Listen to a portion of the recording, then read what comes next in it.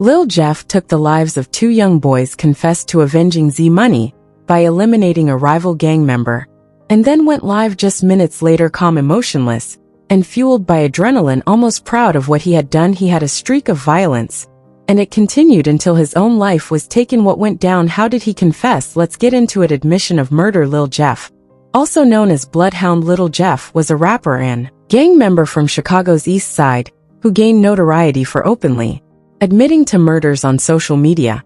His confessions were shocking not only because of their graphic nature, but also because of how brazenly he shared them with the world. One of the most significant moments in Lil Jeff's life was his alleged involvement in the murder of Jell Algos, a 19-year-old member of the rival gang Trap City. This killing was directly tied to the death of Jeff's close friend Z-Money, a fellow member of his gang Bloodhound. According to Jeff, Trap City members were responsible for Z-Money's death, and Leo's murder was an act of retaliation. The incident occurred on June 25, 2023 in the Little Italy neighborhood of Chicago. Leo had just entered the back seat of a Lyft ride in the 1300 block of West Taylor Street when another car pulled up. A gunman stepped out, approached the Lyft, and opened fire through the back seat window, striking Leo multiple times. Leo was rushed to the hospital, but was pronounced dead shortly after. Following the murder, Lil Jeff and other members of Bloodhound took to social media to openly claim responsibility for the killing. In one interview, Jeff said, "Go ask my op. That might go Drake his ass, get out that car." This was a clear reference to Jalal murder.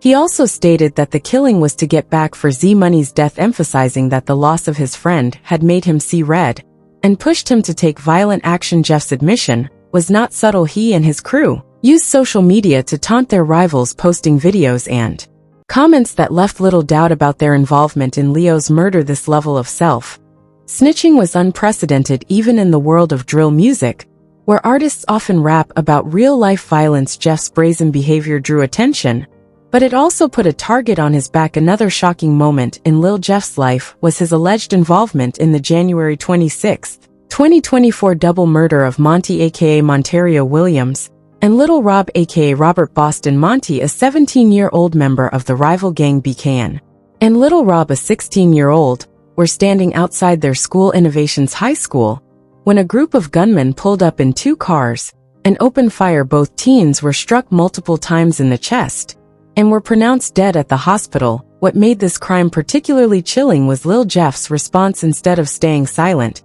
he took to social media to openly brag about the murders. In a series of posts and videos, Jeff claimed responsibility for the killings, stating that they were retaliation for being robbed by BKN members. He even referenced Monty's nickname Za in a song mocking the teen's death with lyrics like "I turned Za into smoke." In one video, Jeff bragged about the murder, saying, "For like a week, and poof, gotta go after that one, poof, I came back, poof." Taunted his victims, posting videos of himself flaunting stolen items and mocking those he had allegedly killed. This level of self-snitching was shocking, as it was rare for someone to publicly confess to such a heinous crime. Jeff's admissions were not just hints or implications, they were direct and graphic. Lil Jeff's use of social media was both a tool for building his reputation and a catalyst for his downfall. He frequently went live on Instagram, showing off weapons, dropping his location, and even snorting DR on camera. Jeff's admissions were not limited to these two incidents. He frequently hinted at having over 10 bodies and claimed to be a top killer in Chicago. "I'm taking the killing school. Class start next week. You gotta at least have 2 bodies though, or I ain't coming with no. You ain't got shit. I can't work with you at the beginning."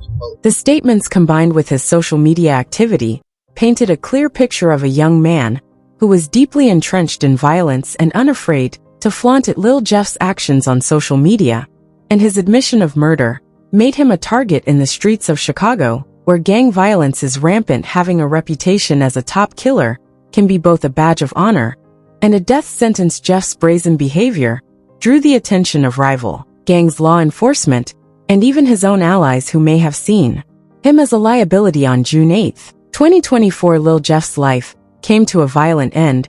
He was shot in the chest while in the 6600 block of South Rhodes an area controlled by his rival's Trap City. Surveillance footage of the shooting showed Jeff chasing someone into a house only to be shot by someone inside. He was rushed to the hospital, but was pronounced dead at just 21 years old following his death. Rival gang members took to social media to celebrate his demise, posting diss tracks and mocking his downfall.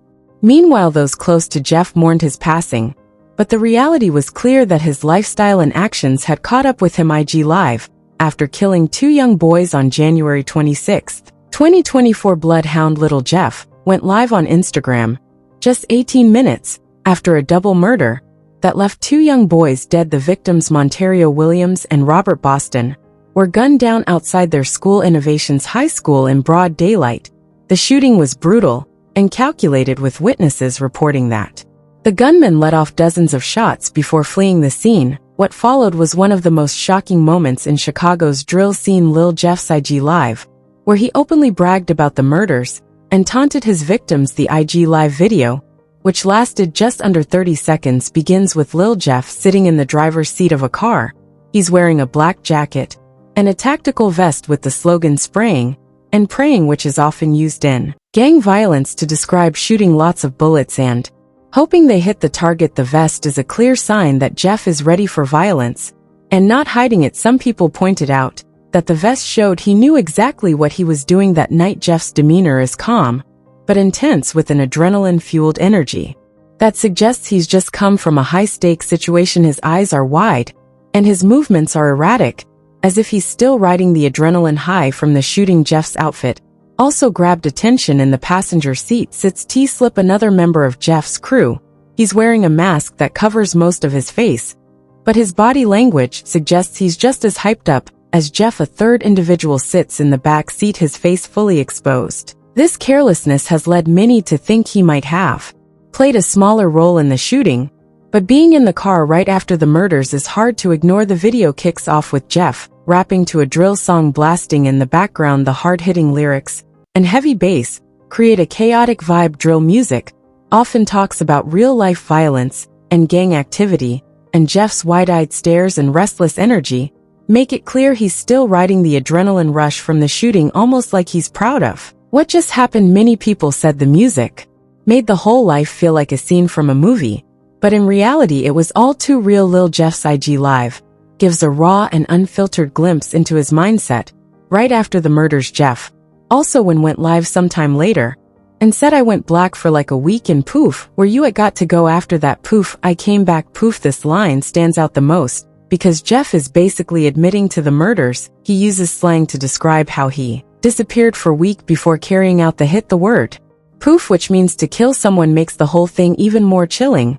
What makes it worse is how casually he says it, like he's talking about something normal instead of a double homicide. This is basically a confession. The IG Live video sparked a wide range of reactions, from shock and disbelief to dark humor and outright condemnation. Many viewers were left speechless by Jeff's audacity, with one Reddit user commenting, "This Nick Blatton didn't gaff at all. WTF, Jeff's brazenness and lack of regard for the consequences of his actions left many in disbelief." Another common reaction was frustration with the Chicago Police Department, as highlighted by a comment that read, "CPD is either overwhelmed or don't give a Jeff's willingness to post a video so soon after a violent crime suggested to many that he had little to no fear of law enforcement, further fueling criticism of the police. Speculation about Jeff's motives also emerged. Some believed that Jeff's actions were driven by a need to protect his reputation, especially after Monty and Little Rob allegedly robbed him of valuable items like watches and jewelry.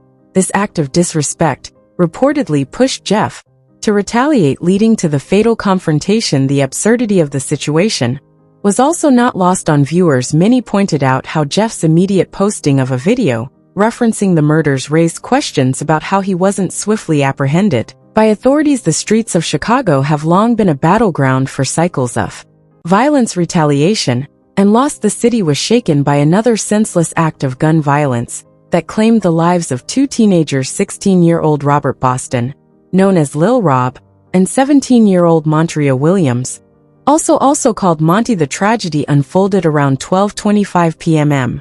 Near the intersection of Wabash Avenue and Washington Street, a bustling area in Chicago's Loop District, the location is just steps away from Innovations High School, a CPS charter school, where both victims were students. The area is typically crowded during lunch hour, filled with tourists, commuters, students, and workers. On this fateful day, however, it became the scene of a brutal and calculated attack, according to Chicago Police Central Control Group Deputy Chief John Hines. 6 students were exiting the school when 2 vehicles, a dark-colored sedan and a sport utility vehicle, pulled up nearby. Several masked individuals emerged from the vehicles and opened fire, targeting Lil Rob and Monty. The shooting occurred near an elevator structure at the Washington Wabash Loop L stop, a busy transit hub. Witnesses reported hearing multiple gunshots, with some describing the sound as resembling firecrackers, suggesting the possible use of a modified firearm, such as a Glock equipped with a switch to enable automatic firing. The victims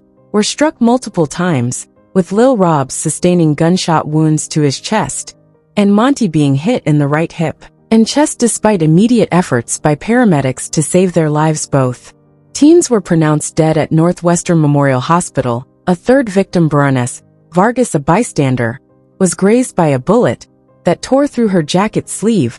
She described the incident as terrifying, saying, "I was afraid it hit me too, by accident." Close call underscores the indiscriminate nature of the violence, which put countless innocent lives at risk. Lil Rob, the younger of the two, was described by those who knew him as a cheerful and smiling teenager. Community activist Andrew Holmes, who met with the families of the victims, shared that Lil Rob had a bright personality and was well liked by his peers. His family was devastated by his loss, struggling to come to terms with the senselessness of his death. Monty, on the other hand, was with aspirations of entering the trades. Unlike many of his peers who aimed for college, Monty had set his sights on becoming a painter, a career that would allow him to work with his hands and build a stable future. His family remembered him as a hardworking and determined young man who was taken too soon. In the immediate aftermath, the scene was chaotic. Witnesses described seeing the 2 teens lying on the sidewalk, surrounded by friends and bystanders who desperately tried to help. Paramedics performed CPR on both victims, but their injuries were too severe. The area was quickly cordoned off by police, and streets were closed as investigators combed the scene for evidence. Muhammad Ashik, a local shopkeeper who has operated his business in the area for 40 years, described diving for cover as bullets flew. "My head went so heavy, I can't even go," he said. Visibly disturbed by the experience, Chicago police launched an intensive investigation into the shooting, treating it as a high-priority case due to its location and the ages of the victims. Authorities believed the shooting was targeted, possibly linked to an ongoing feud or retaliation. Speculation has arisen about potential connections to prior conflicts involving the victims. Monty, in particular, had been mentioned in connection with a recent robbery involving rapper Lil Jeff, known for his involvement in street disputes. The __ will start happening, and y'all know this by now. "I went black for like a week and poof, where you it got to go after that one poof. I came back po." In a vlog posted just days before the shooting, Monty was seen engaging in a tense FaceTime call with Lil Jeff, during which he taunted the rapper about stolen jewelry. This interaction has led some to believe that the shooting may have been an act of retaliation. However, police have not confirmed any direct links between the shooting and prior incidents. The shooting has sparked outrage and grief across Chicago, with community leaders, activists, and politicians calling for an end to the cycle of violence. Mayor Brandon Johnson issued a statement expressing his condolences to the families of the victims and the Innovations High School community. Today, outside of Innovations High School, 2 students were tragically shot as classes were starting to dismiss for the weekend. He wrote, "I extend my deepest condolences to their families and the Innovations High School community as they grapple with unimaginable pain and trauma caused by this senseless act of violence." Community activist Andrew Holmes, who has been a vocal advocate for victims of gun violence, expressed his frustration and sorrow over the loss of Lil Rob and Monty. "You have no right to take another person's life like that. This is a brutal way. This is cold-blooded murder." History of violence. Lil Jeff became a well-known name in Chicago's underground rap scene, especially in drill music. His life was filled with violence and gang ties, which shaped who he was and eventually led to his tragic death. Lil Jeff was born and raised in Chicago, a city known for its rich musical history, but also for its struggles with gang violence. Growing up in a challenging environment, he was exposed to the harsh realities of street life from a young age. His family background played a significant role in shaping his experiences. At just 14 years old, Lil Jeff experienced a traumatic event that would leave a lasting impact on him. His home was shot up during a drive-by shooting. Bullets flew through the walls of his house, narrowly missing him and instilling a sense of fear and urgency in his life. Instead of pushing him away from the streets, this incident seemed to harden his resolve and draw him deeper into the world of gangs. His older brother, who was already involved in the streets, introduced Jeff to that world. By the time he was 18, Jeff had jumped off the porch, a term used to describe someone fully committing to gang life. He became a member of the Bloodhounds, a gang affiliated with Drill City, which claimed the area of 79th in Maryland. The Bloodhounds had ongoing beefs with rival gangs like BK and Trap City and others, setting the stage for the violence that would dominate Jeff's life. Amid all the chaos in his life, Lil Jeff turned to music as an escape. Rapping became his way to express what he was going through and share his story. His lyrics spoke about the struggles he faced every day, connecting with others who lived the same harsh reality or saw it around them. The turning point in Lil Jeff's life came in September 2014, when he was allegedly involved in what has been described as his murder spree. The first reported victim was Kamal Burton, known as Molly, who was associated with the Ray Mob. At this time, Lil Jeff was only 12 years old, but had already begun to navigate the complexities of gang affiliation. As he grew older, the pressures of gang loyalty began to mount. The death of Z Money, a prominent figure on the East Side, catalyzed escalating violence among rival factions. Lil Jeff and another individual known as Q50 were reportedly heavily involved in this cycle of retaliation. After Z Money's death, rumors spread that Q50 had been shot as part of ongoing conflicts between gangs. This event marked the beginning of a violent chain reaction that would engulf many young men in Chicago neighborhoods. The aftermath of Z Money's death ignited a series of retaliatory acts that further entrenched Lil Jeff in violence. The Bloodhounds sought revenge against those they believed were responsible for Z Money's demise. This cycle of retaliation created an atmosphere where violence became not just expected, but necessary for survival. One major act of retaliation happened on June 25, 2023, when Lil, a member of the rival gang Trap City, was shot and killed while riding in a lift. This bold attack shook the community and escalated tension between the rival gangs in a move that could be seen as bold or reckless. Lil Jeff went on social media to mock Lil's death. He even referenced the incident in his music, showing little remorse and further fueling tensions between rival gangs. Another important moment that contributed to Lil Jeff's controversial reputation involved an incident with Black Kings Nation, a gang he had previously been affiliated with. According to rumors circulating within the community, members of BK allegedly betrayed Lil Jeff by setting him up and stealing his expensive watches, which became a significant blow to his status on the streets. Feeling disrespected and enraged by this betrayal, Lil Jeff reportedly sought retribution against BK in an act that highlighted his willingness to resort to extreme measures for respect and revenge. He allegedly attacked BK members, resulting in the deaths of 2 individuals associated with that gang. This incident cemented Lil Jeff's reputation as someone unafraid to use violence to defend himself and restore his honor. The cycle of betrayal and revenge only grew worse, pulling more people into its grip. The tragic end to Lil Jeff's life came on June 8, 2024. Reports indicate that he and other alleged members of the Bloodhounds entered Trap City's territory with intentions that were likely hostile. As tensions escalated into violence, accounts suggest that Lil Jeff was chasing an individual when gunfire erupted from within a nearby residence. An unknown assailant opened fire on him, striking him multiple times. In total, Lil Jeff sustained an astonishing 19 gunshot wounds during this encounter. He ultimately succumbed to his injuries shortly after being shot. The circumstances surrounding his death remain murky. Rumors suggest that the shooter was apprehended, but later released without charges due to the incident being classified as mutual combat. Lil Jeff life illustrates how quickly one can be drawn into cycles of violence fueled by loyalty to gangs and retaliation against perceived slights or betrayals. Despite, or perhaps because of his violent reputation, Lil Jeff managed to carve out a niche for himself within Chicago's rap scene. Lil Jeff's legacy is still a hot topic among fans and critics. Some see him as a tragic figure, a young man trapped in a cycle of violence he couldn't escape. Others view him as a symbol of everything wrong with gang culture, someone who chose violence over peace, leading to his own early death. But to truly understand Lil Jeff's story, you have to look at the bigger picture of gang violence.